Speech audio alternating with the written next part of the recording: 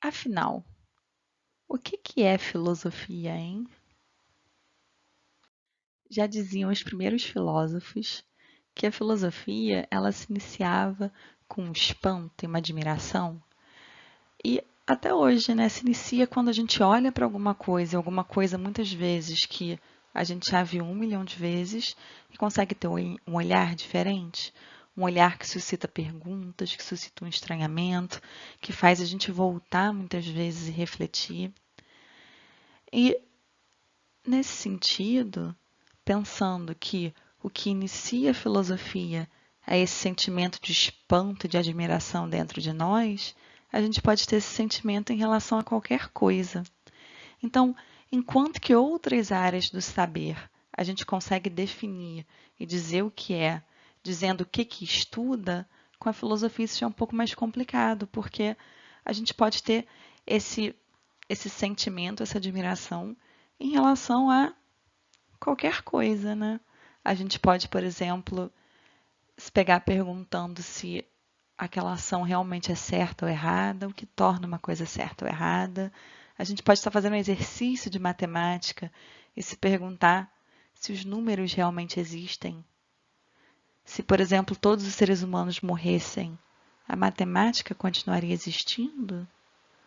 A gente pode, por exemplo, se pegar lendo um livro de ciências e se perguntar, mas será que eu posso confiar que esse conhecimento aqui é 100% seguro? Qual que é o nível de segurança que ele me dá? O que afinal é a ciência? E tudo isso é filosofia. Inclusive, a gente pode ter esse essa atitude reflexiva e esse espanto pensando a própria filosofia. Então, a própria filosofia, ou o que é filosofia, pode ser também objeto de estudo e questionamento filosófico. Uma coisa que a filosofia tem, e as filosofias, né, quando a gente pensa que ela pode ser essa espécie de estudo ou reflexão sobre inúmeros objetos, é esse caráter crítico. Caráter crítico no sentido que, a partir do momento que você olha para um objeto com estranheza e se propõe a refletir sobre ele, você está automaticamente deixando de lado algum preconceito que você tinha, alguma concepção que veio antes, ou o que você achava daquilo está ficando para trás.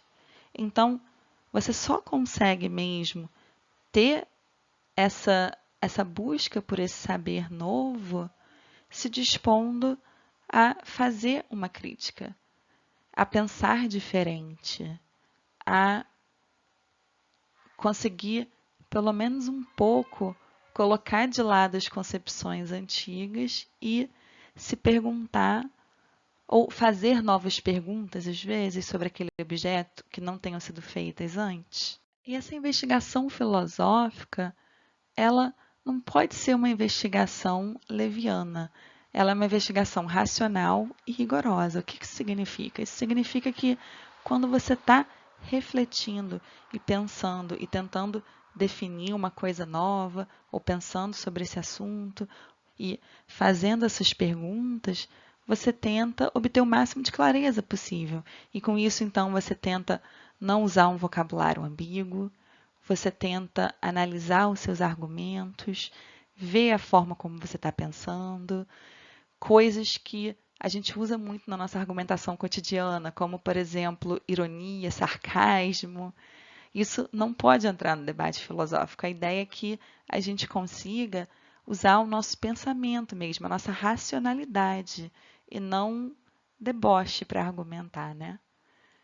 Então, seria uma investigação rigorosa nesse sentido. Dessa forma, a filosofia ela busca atingir o fundamento, a raiz ou essência do que é investigado, o que determina o que torna algo aquele algo, né? Então, se eu estou, por exemplo, me perguntando sobre a felicidade ou sobre o papel de relações humanas na felicidade ou na construção do indivíduo, estou tentando definir esse conceito, eu quero atingir a raiz dele. Eu vou contrastar isso que eu estou investigando com outras coisas, vou tentar, da melhor forma possível, definir e buscar aquela essência, né? Então, uma forma de pensar a filosofia é como essa investigação conceitual.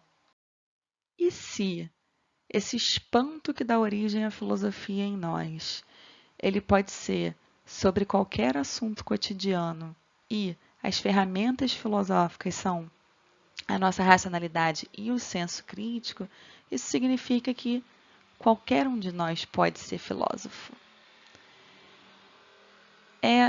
Então, por essa definição de filósofo, o filósofo não seria aquela pessoa que tem decorado, por exemplo, a história da filosofia, que sabe de cor Platão, Schopenhauer, Nietzsche.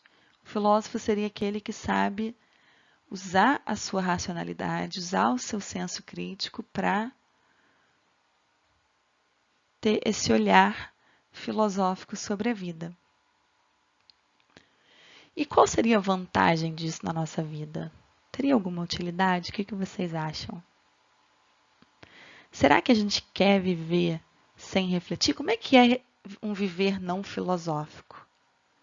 É você acordar e fazer tudo aquilo que já está de alguma forma em piloto automático. Hoje em dia o nosso piloto automático mudou um pouco, né? Que já é sair de casa com máscara, colocar álcool gel, ficar mais distante das pessoas, não abraçar, ou no máximo fazer assim. Mas é um piloto automático também em várias outras coisas, né? Você ri de piadas que não são engraçadas muitas vezes só porque está todo mundo rindo. É você fazer certas escolhas para sua vida, meio que porque está todo mundo fazendo, sem se perguntar muito se aquilo realmente serve para você ou não. É você gastar o seu dinheiro, o seu tempo, os seus recursos, a sua energia com várias coisas que você nem sabe por que você está fazendo. Você só está indo, que é para onde a maré te levou. E a filosofia, ou esse pensar e olhar filosófico, tenta quebrar justamente com isso. É você olhar, ter esse estranhamento também sobre a sua vida e se perguntar, mas por quê? Qual que é a essência disso? Qual que é o propósito disso?